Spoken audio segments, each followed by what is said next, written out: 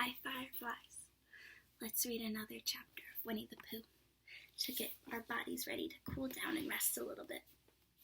Bob's already tucked into the couch. He's got his comfy blanket on. He's in a comfy, cozy position. Let's get reading.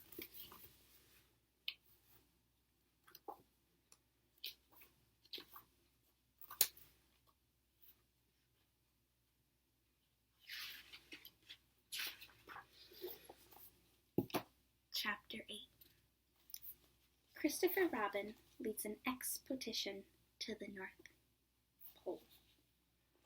One fine day, Pooh had stumped up to the top of the forest to see if his friend, Christopher Robin, was interested in bears at all. At breakfast that morning, a simple meal of marmalade spread lightly over a honeycomb or two. He had suddenly thought of a new song, and it began like this. Sing ho, for the life of a bear. When he had got as far as this, he stretched his head and thought to himself, that's a very good start. Very good start for a song. But what about the second line? He tried singing, oh, 2 or 3 times, but it didn't seem to help. Perhaps it would be better, he thought, if I sang hi for the life of a bear. So he sang it, but it wasn't. Very well then, he said, I shall sing that first line twice, and perhaps if I sing it very, very quickly, I shall find myself singing the 3rd and 4th lines before I have time to think of them, and that will be a good song. Now then, sing ho for the life of a bear, sing ho for the life of a bear. I don't much mind if it rains or snows, 'cause I've got a lot of honey of nice. New nose. I don't much care if it snows or thaws, 'cause I've got a lot of honey on my nice, clean paws. Sing ho for a bear, sing ho for a Pooh, and I'll have a little something in an hour or 2. He was so pleased with his song that he sang it all the way to the top of the forest. And if I go on singing much longer, he thought, it will be time for the little something, and then the last line won't be true.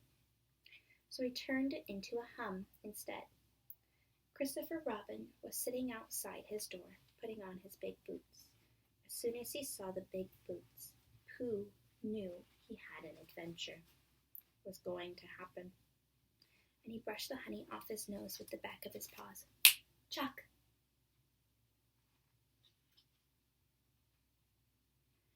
And spruced himself up as well as he could so as to look ready for anything.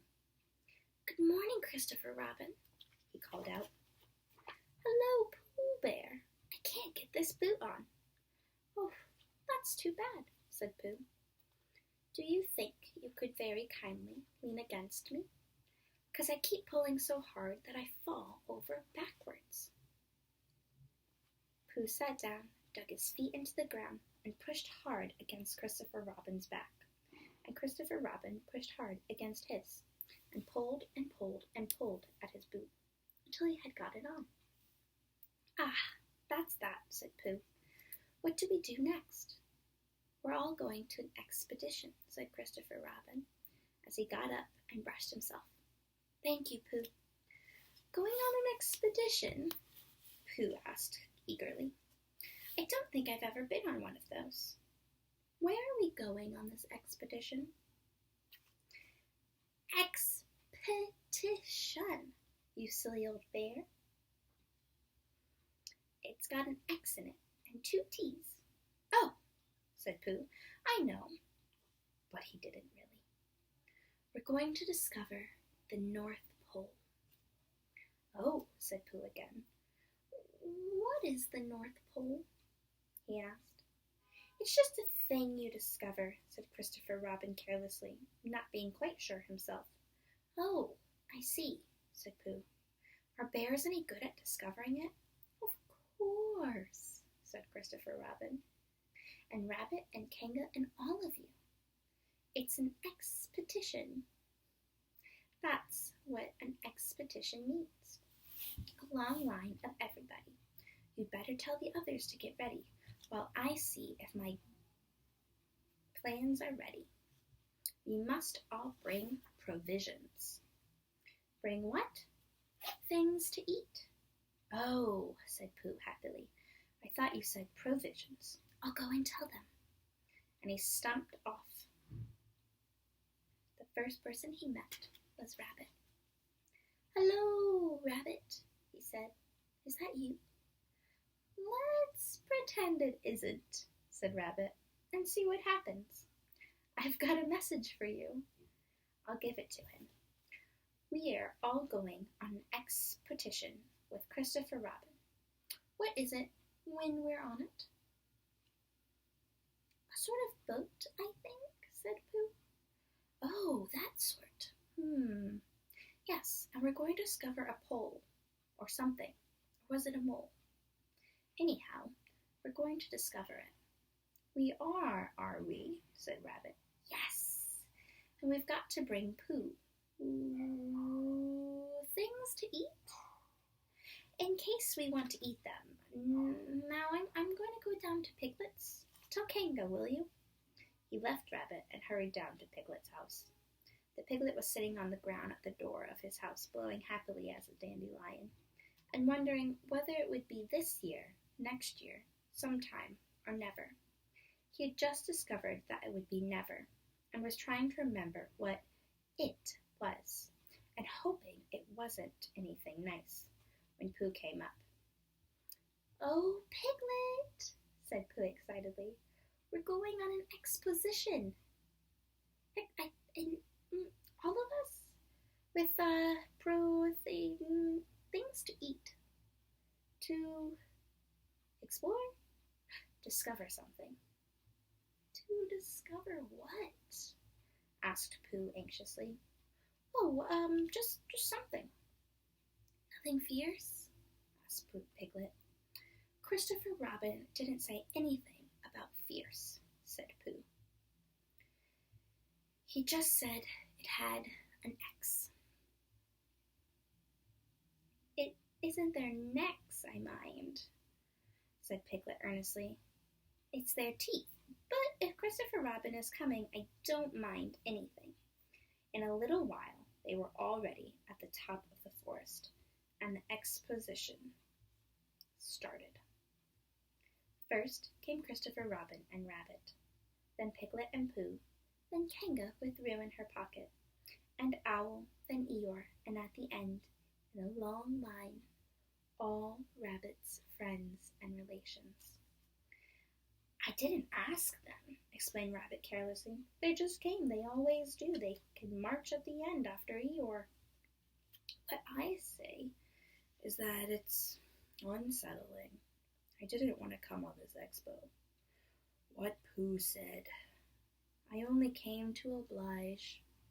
But here I am. And if I am the end of the expo what we're talking about, then let me be the end. But if every time I want to sit down for a little rest I have to brush away half a dozen of Rabbit's smaller friends and relations, then this isn't an expo, whatever it is, at all. It's simply a confused noise. That's what I say. I see what Eeyore means, said Owl. If you ask me. I'm not asking anybody, said Eeyore. I'm just telling everybody. We can look for the North Pole, or we can play. Here we go gathering nuts in May, with the end part of an ant's nest. It's all the same to me. There was a shout from the top of the line. Come on, said Christopher Robin. Come on, said Pooh and Piglet. Come on, called Owl. We're starting, said Rabbit. I must go. And he hurried off to the front of the expedition with Christopher Robin. All right, said Eeyore. We're going. Only don't blame me. So off they all went to discover the pole, and as they walked they chattered to each other of this and that, all except Pooh, who was making up a song. "This is the first verse," he said to Piglet when he was ready. "First verse of what?" said Piglet. "My song," said Pooh. "What song? This one? Which one?" "Well, if you listen, Piglet, you'll hear it." "How do you know I'm not listening?" Pooh couldn't answer that one, so he just began to sing. They all went off to discover the pole, Owl and Piglet and Rabbit and all. It's a thing you discover, and I've been told by Owl and Piglet and Rabbit and all. Eeyore, Christopher, Robin and Pooh and Rabbit's relations all went too, and where the pole was of none of them knew. Sing hey for Owl and Rabbit and all. "Hush," said Christopher Robin, turning round to Pooh. "We're coming up to a dangerous place." "Hush," said Pooh, turning round quickly to Piglet. "Hush," said Piglet. "Hush," said Kanga to Owl, while Roo said, "Hush, hush, hush, hush," several times quietly to himself. "Hush," said Owl to Eeyore. "Hush," said Eeyore in a terrible voice to all Rabbit's friends and relations. And hush, they said hastily to each other all down the line until it got to the last one of all. And the last and smallest friend and relation was so upset to find that the whole expedition was saying hush, that he buried himself head downwards in a crack in the ground and stayed there for 2 days until the danger was over, and then went home in a great hurry and lived quietly with his aunt ever afterwards. His name was Alexander Beetle. They had come to a stream which twisted and tumbled between high rocky banks, and Christopher Robin saw it was once and only as dangerous as it was. "It's just the place," he explained, "for an ambush." "What sort of bush?" whispered Pooh. "A George bush?" "My poor dear Pooh," said Owl in a superior way. "Don't you know what an ambush is?" "Owl," said Piglet, looking around at him. Pooh's whisper was a perfectly private whisper, and there was no need.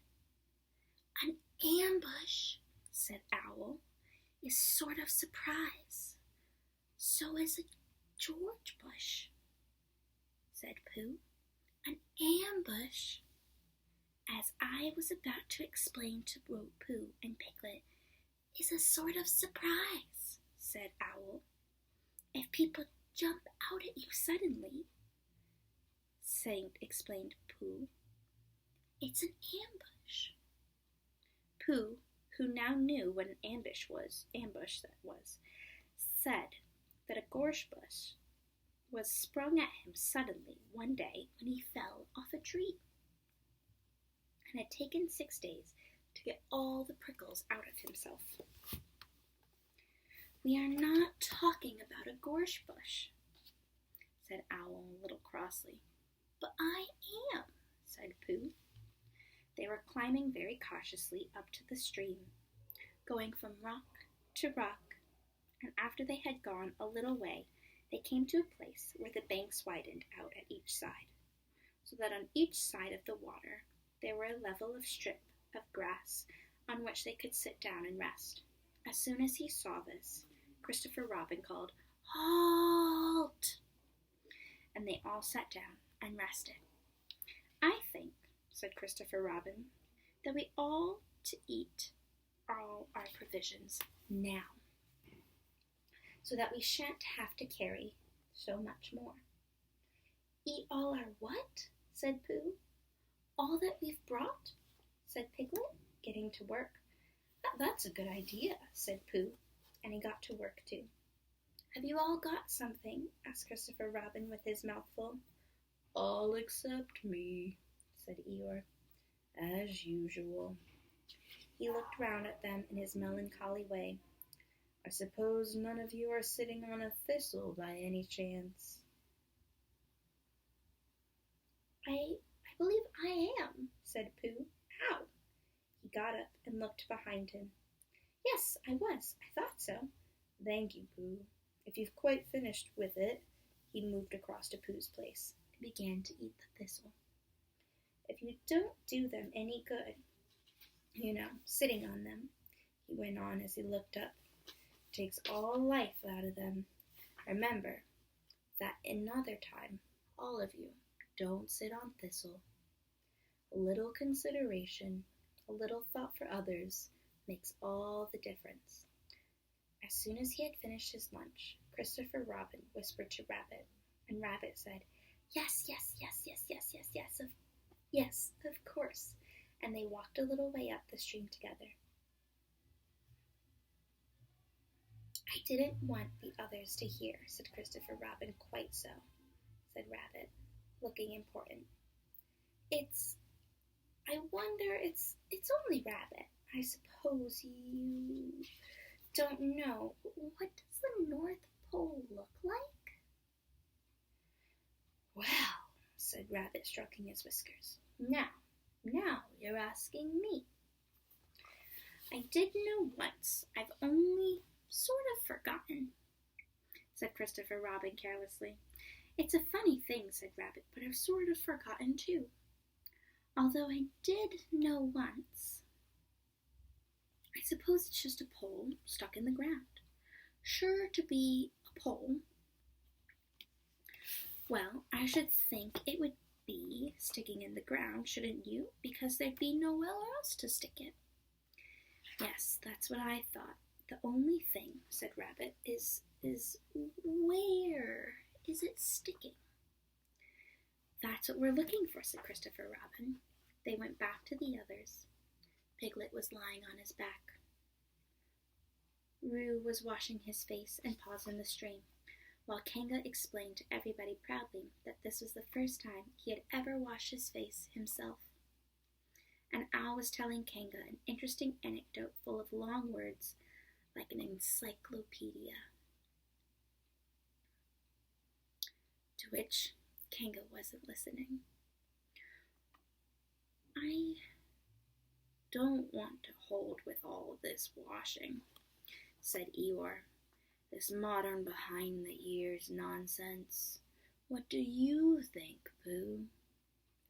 Well, said Pooh, I think, but we shall never know what Pooh thought, for there came a sudden squeak from Roo, a splash, and a loud cry of alarm from Kanga.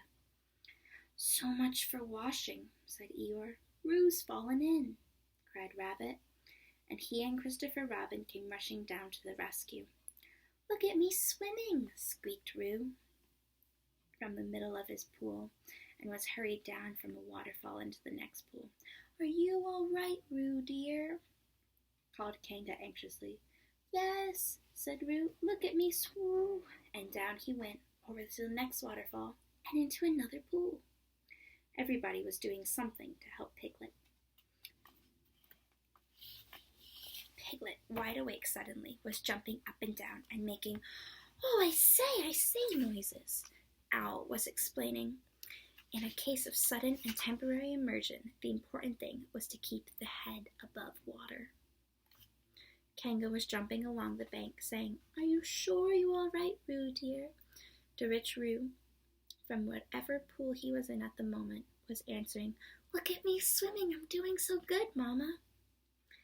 Eeyore had turned around and hung his tail over the first pool into which Roo fell, and with his back to the accident was grumbling quietly to himself and saying, "All this watching, but catch on to my tail, little Roo, and you'll be all right." Christopher Robin and Rabbit came hurrying past Eeyore. They were calling out to the others in front of them. "All right, Roo, I'm coming," said Christopher Robin. "Get something across the stream and lower down, some of you fellows," called Rabbit. But Pooh was getting something. 2 pools below Roo, he was standing with a long pole in his paws, and Kanga came up to look and took one end of it, and between them they held it to the lower. and Roo was still bubbling proudly. "Look at me swimming," drifted up against it, and climbed out. "Did you see me swimming, Mama?" squeaked Roo excitedly while Kanga scolded him and rubbed him down. "Pooh, did you see me swimming?" "That's called swimming, what I was doing, Rabbit. Did you see what I was doing? Swimming. Hello, Piglet. I say, Piglet, Piglet. What do you think I was doing? I was swimming." "Christopher Robin, did you see me?" But Christopher Robin wasn't listening. He was looking at Pooh. "Pooh," he said, "where did you find that pole?" Pooh looked at the pole in his hands. I just found it," said Pooh. "I thought it ought to be useful. I just picked it up." "Pooh," said Christopher Robin solemnly, "the expedition is over. You've found the North Pole." "Oh," said Pooh. Eeyore was sitting with his tail in the water when they all got back to him. "Tell Roo to be quick," he said. "My tail's getting cold." "I don't want to mention it, but I just mention it. I don't want to complain, but there it is, my tail is cold." "Here I am," squeaked Roo. "Oh, there you are." "Did you see me swimming, Eeyore?" Eeyore took his tail out of the water and swished it from side to side. "As I expected," he said. "Lost all feeling, numbed it. That's what it's done, numbed it. Well, as long as nobody minds, I suppose it's all right." "Poor old Eeyore. I'll dry it out for you," said Christopher Robin, and he took out his handkerchief and rubbed it. "Thank you, Christopher Robin. You're the only one who seems to understand all about tails. They don't think, that's what's the matter with some of these others. They've no imagination. A tail isn't a tail to them, just a little bit of extra in the back." "Never mind, Eeyore," said Christopher Robin, rubbing his hardest. "Is that better?" "It's feeling more like a tail. Perhaps it belongs again, if you know what I mean." "Hello, Eeyore," said Pooh, coming up to them with his pole. "Hello, Pooh. Thank you for asking, but I shall be able to use it again in a day or two." "Use what?" asked Pooh. "What were we talking about?" "I wasn't talking about anything," said Pooh, looking puzzled. "My mistake again. I thought you were saying how sorry you were about my tail being all numb and cold and wet, and could you do anything to help?" "No," said Pooh. That wasn't me," he said. He thought for a little, and then suggested helpfully, "Perhaps it was somebody else." "Well, thank him from me when you see him." Pooh looked anxiously at Christopher Robin. "Pooh's found the North Pole," said Christopher Robin. "Isn't that lovely?" Pooh looked modestly down. "Is that it?" said Eeyore. "Yes," said Christopher Robin. "Is that what we were looking for?" "Yes," said Pooh. "Oh," said Eeyore. "Well, anyhow, it didn't rain," he said. They stuck the pole in the ground, and Christopher Robin tied a message onto it.